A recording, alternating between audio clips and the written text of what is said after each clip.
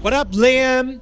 Hi, boys. How you doing? Welcome to another coffee break. We are fresh from an amazing episode with Jets from LM. Yeah. Nidhi brought all the goods and she's so warm and like knows the industry so beautifully. And like her shout out, my cup is full of... Got the feels going. Yeah. Beautiful. Main takeaway being it's just like very simple. Listen to your consumer and hear them. Yep. That is the biggest thing that was like the takeaway. And I think a lot of people aren't doing that. It could be as simple as like just your customers or doing like a little survey or diving deeper, but just listen and see where the market's at, you know? Yeah, talking to people and just asking what they need and not just going down the rabbit hole of check boxes, you know? I think that was a key thing she said. And it was pretty cool that Marzocco did that report. I mean, often you feel like you might see companies doing that if they're trying to hawk some goods or sell some stuff. And don't get me wrong, Marzocco in the Future of Coffee report definitely had some of their products and how they've worked into those points. But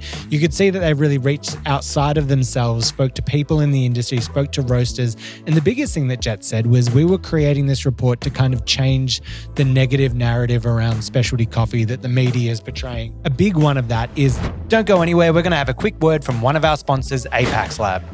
Elevate your coffee experience with Apex Lab mineral concentrates. Apex Lab's precision-engineered formulas, including tonic, jam, and lilac, are designed to enhance the coffee's natural flavors. Not going to change it, it's just going to enhance it. It's going to bring out the vibrant acidity, the rich sweetness, or if you use lilac, it might bring out those delicate floral notes that you've been looking for. Trusted by world-class cafes and even barista champions, Apex Lab helps you unlock your coffee's full potential. Discover more at apexlab.com. Wait, where was that again, Sonam? The internet. Oh, okay. Thought I was going to say the website. Thanks. Today's episode is brought to you by our amazing sponsors at Eco Barista. The reason I sound like this is because they got massages at our stand at Mice, and so I'm getting a massage while recording this message for you. They're the best sponsor of the pod that we could have had. They have the best eco products. This probably sounds really pornographic, but it's not. I'm just getting a massage. They have the best eco-friendly coffee products. They got coffee bags that you can design yourself. They got cups. They got iced coffee cups. They got everything you need. So make sure to support them because they support us. Head to ecobarista.com.au and get 15% off your first purchase when you sign up. Oh, mama, that's good. A big one of that is that in Australia, a cup of coffee is going to be $12 and everyone down talking it. They're trying to set up arm roasters and cafes with the tools needed to see what's coming in the future, but also change the narrative to be like, this is where the world is actually at right now and here's how you provide value. Yeah, opportunity, I think, was the other big thing, that it wasn't just about the negative and doom and gloom, but it was like, where's our chance to improve things? Yeah, absolutely. Was there anything else from the episode that stood out to you, Benny Bicknall? Oh, look, you know, we're both kind of marketing geeks talking about branding stuff. And I think that Jet's kind of journey there is kind of self-taught marketer. I mean, it was pretty amazing, where she's got to. Head of Marzocco Home, Mod Bar, Australia, like insane. Yeah. And just such a cool brand that must be so interesting to be steering that ship and kind of having a global brand and Australian representation and all of that legacy to work with. It's kind of so much story. To those listening in the coffee industry, like, look at that story of her biggest thing was she's like, I didn't study marketing. I didn't have a degree in it. She's like, I'm an inquisitive person. I just ask questions. Why does this happen? Why do people want this coffee? Why are they willing to pay more over there but not here, or vice versa? Just ask questions and lead yourself there. And it's pretty inspirational, I think, to see where she's gotten and what she's accomplished. And it should be a good kind of kick in the bum or inspiration, not a kick in the bum, you know? Whether you like a positive kick in the bum, an inspiration for people to be like, there are so many avenues that you can take in the coffee industry, and that's just one of them. Yeah, I think if you're wanting to move out of the barista role, or you're kind of considering where your different career paths could go, is just kind of learning as much as you can, asking different people, and then thinking about how do you solve problems in that area. You know, whether it be roasting, whether it be production, marketing, whatever it happens to be, like, how do I kind of understand this part of the market and get better at it? Yeah. All right. Now, over the week, we put out a little question to our Instagram followers, just kind of getting some questions for the podcast that we could answer. So I reckon we kind of do this rapid fire. We try to keep it as quick as possible and just go through. The first one we had is, what would you both be doing if you weren't working in coffee? Ooh. Well, for me, I always had this dream of like being a chef, and I think that just would not have worked out very well. Well, mine's similar. I'm like, maybe food in some way, but I don't want to be a chef. I don't want to be working that high stress environment. So maybe it'd just be like recipe creation, or I guess you live in a world now where you can just make meals on the internet and get away with it. Just hit the button and go. No, look, I reckon for me, what I studied at university, I would have gone back to, I think, because I really actually enjoyed it. Which was? Total geek. Not even just coffee geek. The geek is just in there. But I was doing computer game design. Oh, hell yeah. Mm-hmm. Really? Yeah, that's what I studied. And it was like that convergence. Do you play games? A little bit, yeah. I just got a Switch 2 and Donkey Kong Bonanza. We're going to have a coffee break session. Yeah, absolutely. But yeah, I think I might have pursued that pathway. Favorite game ever? Oh, I'm a big fan of the Witcher series. Oh yeah, unbelievable! Yes. Yeah, unbelievable. Love that storyline-led action. You know. Yeah. How do you feel about Cavill getting pulled away as the lead for the series? Have you watched the series? Yeah. Yep. You like, not like? I definitely appreciate it. And I feel sad about him being pulled away. Yes. I mean, I don't know if you've ever listened, this is totally off topic here, but any interviews with him, but he is like an uber geek. Uber gamer. Yeah. Super nerd. That was what big hunky man, this uber gamer. All right, we're moving quickly here, people. A single origin coffee is wasted on inbuilt grinder home machines. To an extent, but even beyond the grinder of just like temperature control and what you can do. I always say with like that level of home machine that's in that under $1,000 bracket, you're not getting as precise with temperatures and that. And that's where when they say single origin, I'm also going to say maybe a little lighter roasted. I'm throwing that in there as well. Little harder to dial in on those home machines. Medium to dark roast is where you can really get some banging shots and uplift that quality is my thought. I still reckon take him for a spin, you know. Oh, absolutely. Sorry. You should still do it. It's just you might have to do a bit more work to figure it out. Yeah. And there is a limit with some equipment that it doesn't allow you to open up everything that a coffee has to offer. That's just the limitations of maybe the machinery, the technology. And those machines are an entry point, right? Like make your next step looking at a grinder. That's probably one of the best investments that you can make. And you can get some really good flat burr single dosing grinders out there for not that much now. Like we're looking at a better place. You've got like the Timor Sculptors, you've got like the Niche Zeros. Even just like the Barazza Sette isn't like a bad grinder if you don't mind your grinder sounding like a lawnmower in your kitchen. It feels like crap, it sounds like crap, but it works pretty well. Yeah, the coffee actually tastes pretty good. Yeah. Yep. And the burrs in the Breville machines now, they're like upgraded all of them to the Barazza burrs and that. So you're still getting a decent quality for those. Is weighing my espresso really worth it if it tastes fine? If it tastes fine, you just want to like chuck it through the machine, that's fine. Where scales might help you is with wastage and dialing in time. So not necessarily about getting it tasting way better, but if you know that you're putting 18 in and trying to get a certain amount out, less wastage, your coffee dose isn't changing every time you change grind and throwing it out. So it's more about consistency, I would say. Yep. If it's tasting fine and you're happy with it, go for broke. Yeah, I think it's like if you're changing up your coffee and so you're maybe trying a different recipe, if you want to try something different there, you know, the amount of coffee into the amount of coffee out, then weighing it is correct. And I mean, look, this is obviously a home focused question. Maybe if you're in the cafe, hell yes, you should be weighing your espresso, only if you want it to be consistent, you know, no biggie. Well, that's the biggest call, right? It's about consistency in that cafe setting, that every customer should be getting, in an ideal world, the same output every single time. That's the gold rule of what you're aiming for. Yeah, and even if you're using volumetrics, right, so the programmed kind of pours, those will change and move a little bit over time. So you definitely need to reconfirm what your actual yield is. I have kind of a hot take that's stemmed from this. I reckon my hot take is going to be that you should buy a kilo at a time, nothing less, because of that wastage and that time to dial in. Like we got 200 grams over the weekend and... Oh, you waste half the bag. It was gone. It was absolutely gone. But maybe if I weighed it properly and had a better kind of... Still hard to dial in if it's a 200 gram thing. It still might take you like my average starting from scratch would probably be like 3 shots before I'm at like drinkable range. So you're wasting 60, around 60 grams of coffee right there just to get to a drinkable stage. 200 gram, you're nearly halfway through your 200 gram bag. Yeah. All right, next one we have. Has the Barista Express finally been dethroned with the launch of the new Ninja Luxe Cafe? No, it hasn't, but it's opened up the market more. It's taken a little bit of the stronghold that Breville had. I think they're different machines though, right? The Ninja Luxe is that all-in-one. I could imagine like a share house getting one because it does cold brew, it does filter coffee, it does espresso. The thing that's amazing is the grinder has a scale built in, so it... Yeah, for like a $600, $700 machine or something. By weight. It doses it. It's not telling you the weight, but it doses it and it'll measure your output and give you a grind recommendation for changing. So at a pretty cheap machine, that's good. The Breville Barista Express, espresso, milk, that's it. Yep. Tastes great. I think that it just pushes every company to be better, to have more competition out there. So I think it's a great thing for the market to push innovation. I definitely want to try it out. This one is for you, nerd. Welcome to Nerd Town. I run a small cafe. Should I bother getting my staff sensory trained or sensory training? Yes is the answer for sure. All right, moving on. No, go ahead.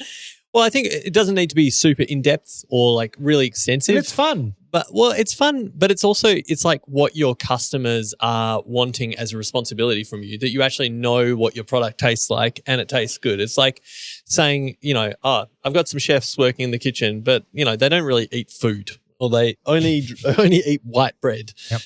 It's like you need to know what you're talking about, especially in creating value around coffee, which we've been talking so much about and is so important. Is like if a staff member can't explain how a coffee's going to taste or be able to answer questions, how are they going to kind of promote or educate people in terms of exploring new things? Oh, and how easily with the knowledge can you turn a customer who's disgruntled, who might leave a bad review, who will never come back, into a customer that's coming in every week? I remember experiences where someone would come up furious, like, this coffee is disgusting. This is horrible. Yeah. Oh, why is it disgusting? Oh, it's sour and it's bitter and it's whatever. And it's like, oh, well, we actually use standard. This is back in the 5 cents a day. We actually use a double ristretto and do this and this and this. What I could do is try to run a bachelor shot, a single espresso, and make a milk for you. Here, I've remade you this coffee. Give this a try. What do you think? Oh my God, that's delicious. That's exactly what I want. Now we've gone from I'm yelling at you, leaving a bad review, to I'm coming back next week. And exactly. You just say to them, next time you're in, tell your order that you want a single shot flat white when you do it. I do have to rewind this though. Did you call that a bachelor shot? A bachelor shot. Yeah, absolutely. I have never heard that before. Oh my God, Liam, this is my lunch delivery. Can you get it for me? Oh, we've got a lunch. I got some sushi on the way, baby. Coffee break, lunch delivery. Yeah. All right. Last one. What is the most overrated coffee trend right now? It's not coffee. It's matcha. Oh, matcha. I don't know. We almost went into hot take territory here. Yeah. But people are discovering matcha left and right. And I don't know. I just think... Oh, it's good. It's finding the thing, but I agree with you in like the oversaturation of it is like next level. And I also think people don't even like matcha. They just like syrups because no one's enjoying just the matcha. It's everyone's like, oh my God, I got like strawberry matcha. You like strawberry and milk. You don't like matcha. I can say it does add a nice earthiness, but the majority flavor profile is strawberry. Well, and it's like when we were talking with Shin on the podcast a couple of episodes ago, and we're talking to him about matcha. He's like, "This is not matcha. That's not really matcha do about nothing." Yeah, nice. You've been working on that one. My one would be the trend that is annoying me, or the most overrated right now, is all of the coffee tools that home baristas or people on TikTok are using to make their coffee, like WDT, RDT, single dose grinding, weighing it out, measuring the yield. And then they're throwing it in an iced coffee with caramel sauce and vanilla. There's no need for all of that. It's just ridiculous when you're just going to be throwing it in an iced coffee. It adds nothing. Sure, if you enjoy the process, do what you want. But I think you're mainly just doing it for views and clicks and trying to like add process to what you're doing, there is nothing that all of those steps do to make your 12-ounce iced coffee with vanilla and caramel sauce taste better. Well, that's true. It probably puts a bit of a ceiling on what you're going to actually taste out of the coffee. But you don't want to throw it all out, right? Just you're saying have a limit to how intensive you get with your preparation. I'm talking about these videos where it's like weighing the beans out, using like a $10,000 grinder, spraying it, and then just like glug, glug, glug, throwing in like sugar syrup. It's just, it's for the clicks, not for anything else. Mm-hmm. Now, we had Jets in from La Marzocco. One of the coolest things that La Marzocco is doing is launching all of their cool collaborations, if you haven't seen them. Right now, we're going to rank the top 3 La Marzocco home espresso machine collaborations. All right, hit me. Coming in at last in third place, we've got the Porsche La Marzocco collab. So we've got it up on the screen here.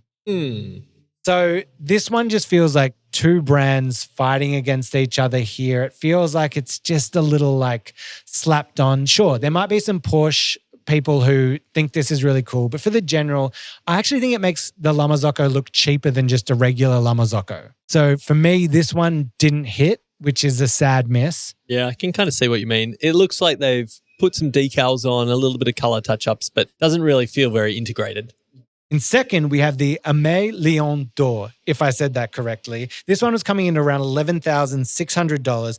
This collab is tidy. This is what you want to see. It's all about the precision and craftsmanship, the design from it, both brands working in harmony, and all the little details are perfect. Not only that, but they had like matching cups, they did matching apparel, and everything just looked amazing. This is an absolute win. It looks pretty sweet. Yep. All of it. It looks so warm and inviting. Yeah, it looks like your coffee is going to taste better coming out of this thing.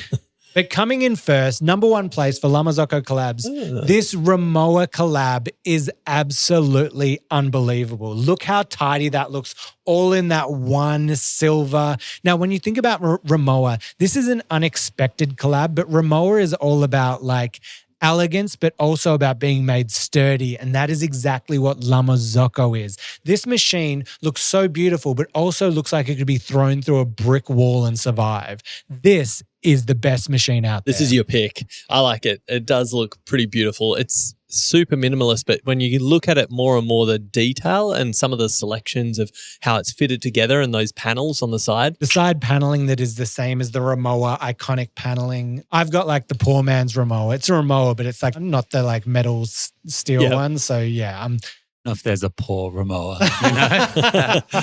It's all relative. Do you have any adjustments to that listing, the top 3? No, I like it. I support that. I mean, I can see this first and the second are very different styles. So, you know, what do you need on your bench at home? Now, Liam, how are we going time-wise? Got about 3 minutes. Okay, I'm going to rush through this one.